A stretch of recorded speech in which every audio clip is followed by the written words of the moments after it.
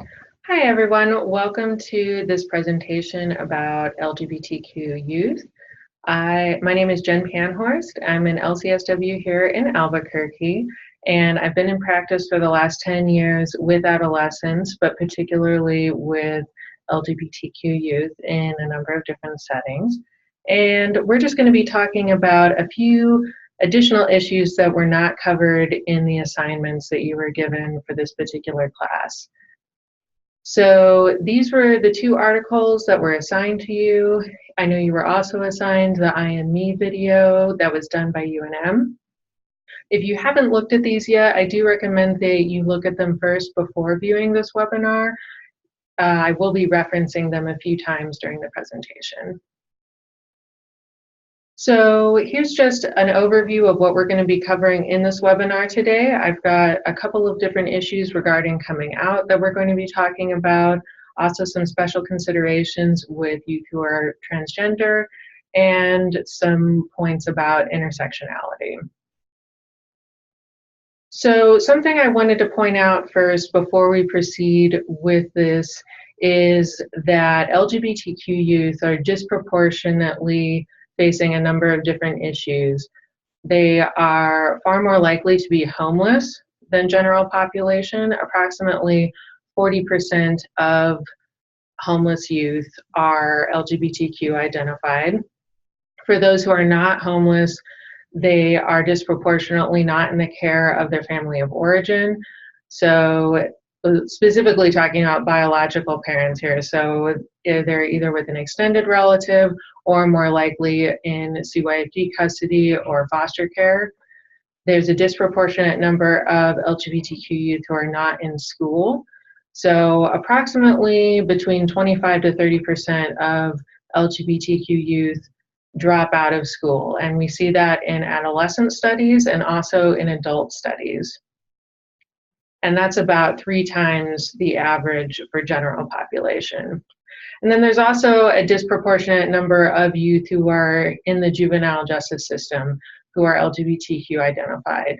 So these are things to keep in mind. You're far more likely to encounter youth in these particular kinds of situations when you're in practice immediately following graduate school.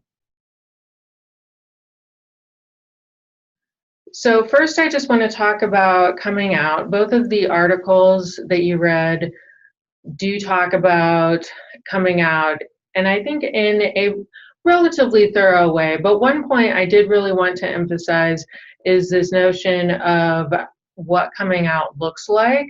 We usually conceive of it being something that occurs immediately after having an epiphany regarding sexual orientation or gender identity, and that it usually happens all at once, that all of the people in this person's life are going to hear about it in short succession following having this epiphany. And that is really reflected in the coming out model in particular that was in your reading. And while that is what can occur, I want you all to think about the idea of coming out versus being out.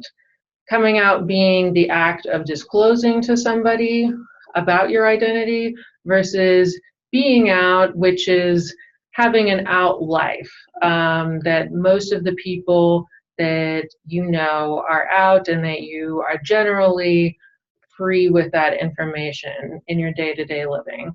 So what I want you all to think about is whether or not being out or having an out life means that you are out to everybody you know. I think most people in the LGBTQ community have at least a couple of people in their life who they have not disclosed to. I personally have been out for about 17 years, and I'm at a point where I know that there's some people I haven't made a specific disclosure to because I haven't really needed to. With adolescents, it is a more challenging thing because most likely just because they're still typically at the beginning of their process. But for them to be their true authentic selves, that might not require them to come out to everybody they know. And it may be a long process. They may take years to come out to the people in their life. You're also always in the process of meeting new people. And so the idea of coming out being a singular event really is pretty misleading, because for anybody in the LGBTQ community, you're really going to be doing this for the duration of your life. Every time you encounter somebody new, you have to make that choice whether or not to disclose. And then this leads right into the idea of societal pressure regarding coming out. Now, while there is literature that supports that folks who have an out life, who have higher self-esteem and better mental health, and that is absolutely true, and I don't want to discount that.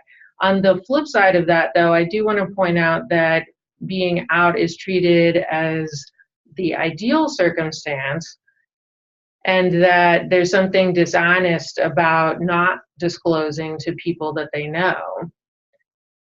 And in thinking about this, I really want to emphasize that there can be, for individuals, some serious dangers in coming out to certain people in their life. And that goes back to what I was talking about at the very beginning regarding homelessness, dropping out of school, disconnection with family, because of, and that's usually rooted in rejection regarding coming out. And so for some youth that we're going to be working with, their safest option is to not disclose to certain people. And your role as a social worker is to really help them do that cost-benefit analysis about who and when they're going to be coming out.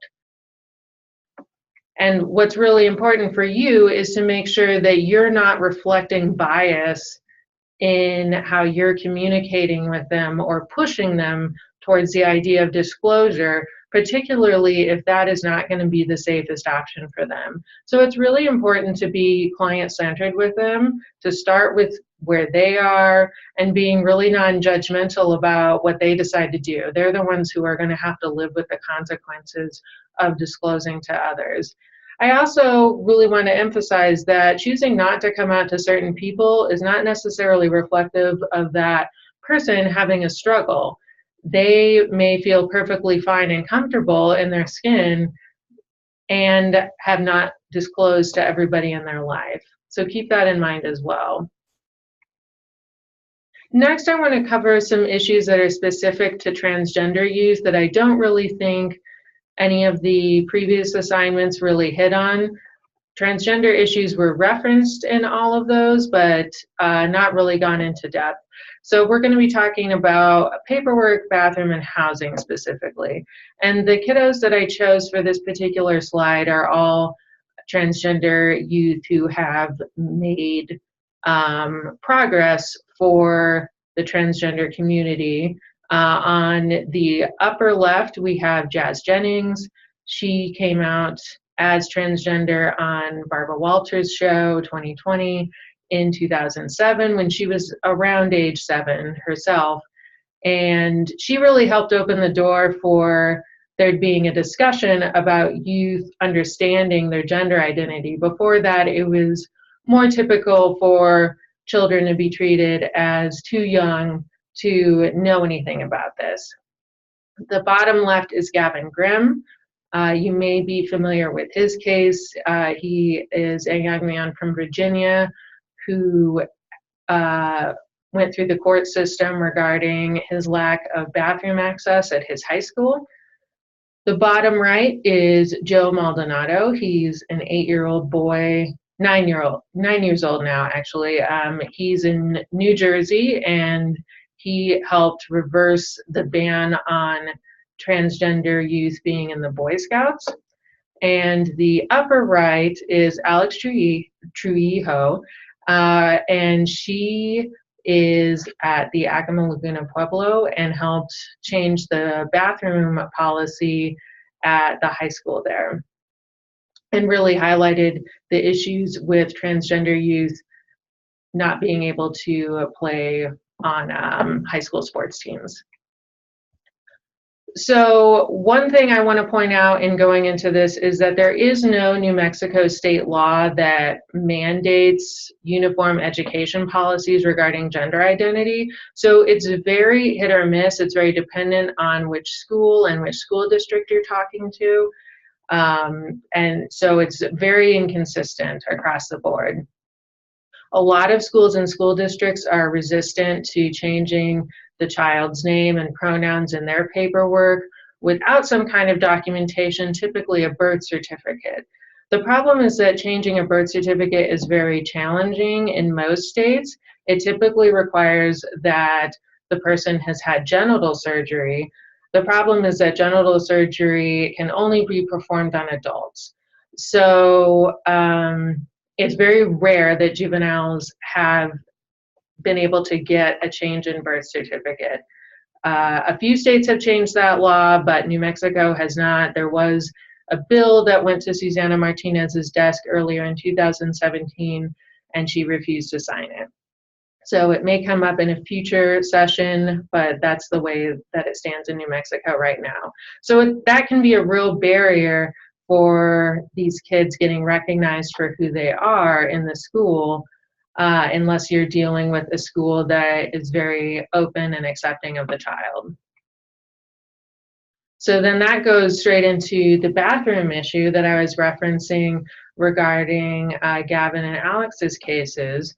So some schools allow bathroom use based on how the child identifies. Others mandate that they use the bathroom related to their assigned sex, which can be very dangerous for them. Others have alternative bathrooms assigned. So that was the case of Gavin, where he was told he needed to go to the bathroom in the nurse's station, and that was the only bathroom he could use.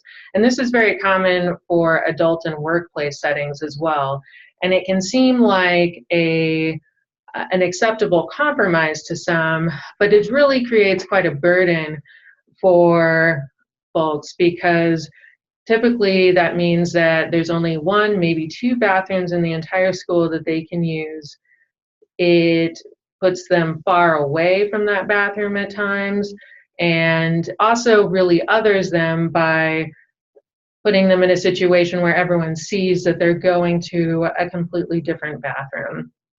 And while having limited bathroom access may just sound inconvenient, it's a real problem for people in the transgender community across the board.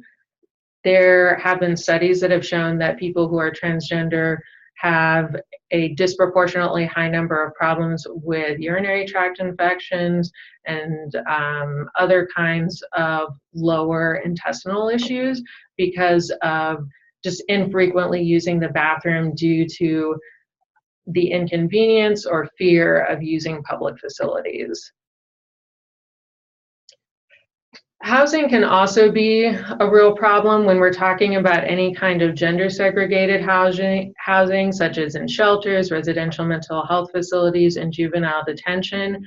I think it's pretty universally struggled with in these kinds of settings. Not too many places do this particularly well, unless you're talking about a place that is specifically aiming to serve the transgender community, like Casa Q here in Albuquerque. Outside of that, most places really have a difficult time knowing how to house these kiddos appropriately. And most of the time, the problem is that the kids who are transgender are treated as a possible risk for sexual perpetrating on the other children if they are placed with the children that they identify with. So say putting a transgender girl on a girls' unit, that those girls would be at risk for being perpetrated on. But really, the kids who are transgender are the ones who are at extremely high risk for physical and sexual assault, particularly if they are placed in inappropriate housing, like putting a transgender girl on a boys' unit. And this is particularly true in juvenile detention facilities. Similar to the bathroom issue, there have been quote-unquote compromise situations where the transgender youth are placed in separate housing However, that can be just as problematic.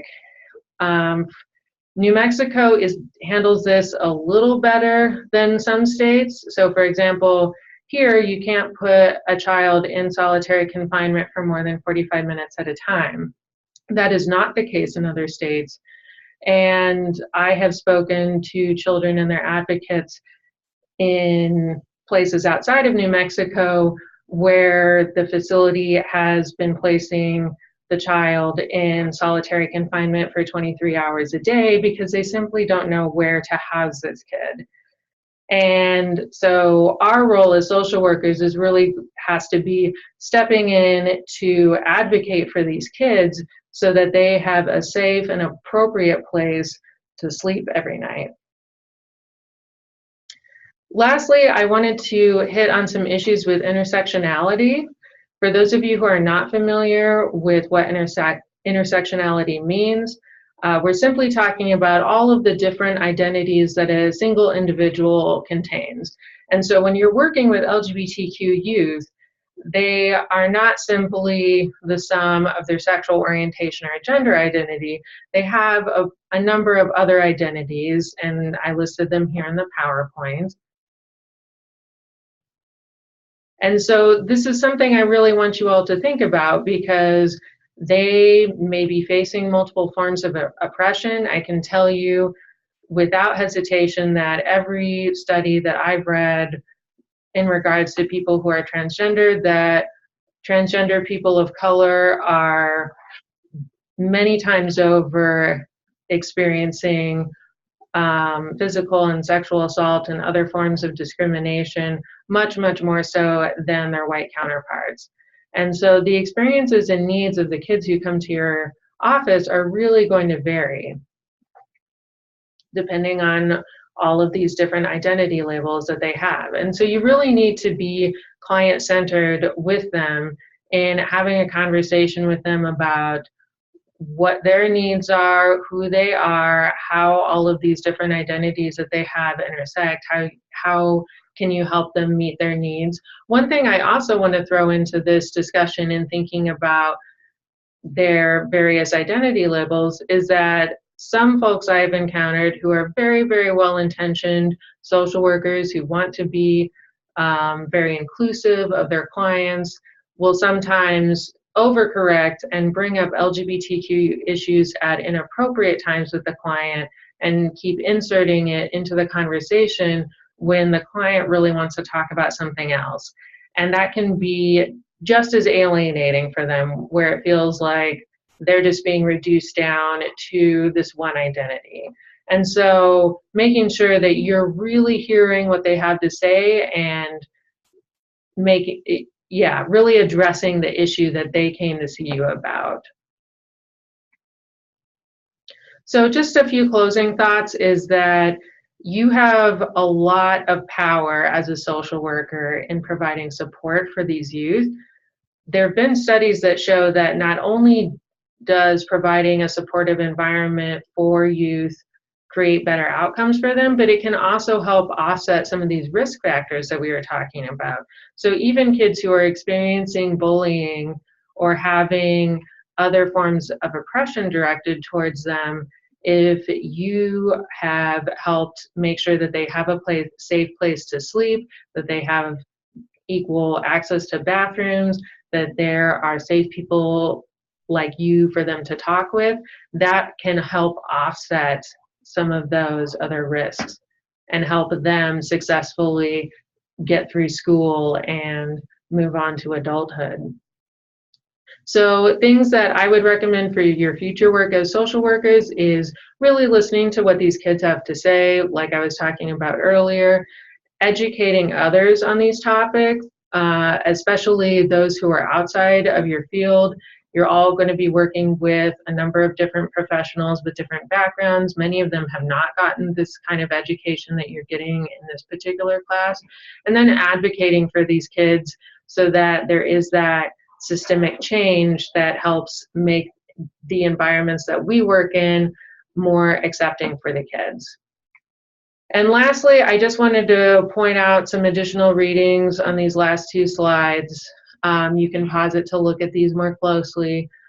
But if this is a topic you want to learn more about, if it's a topic of interest to you, or you just want to see where I got some of the information that I covered in this presentation today, I would just recommend going to look at some of these articles and books for yourself. So thanks again for watching this webinar today, and I really appreciate your time.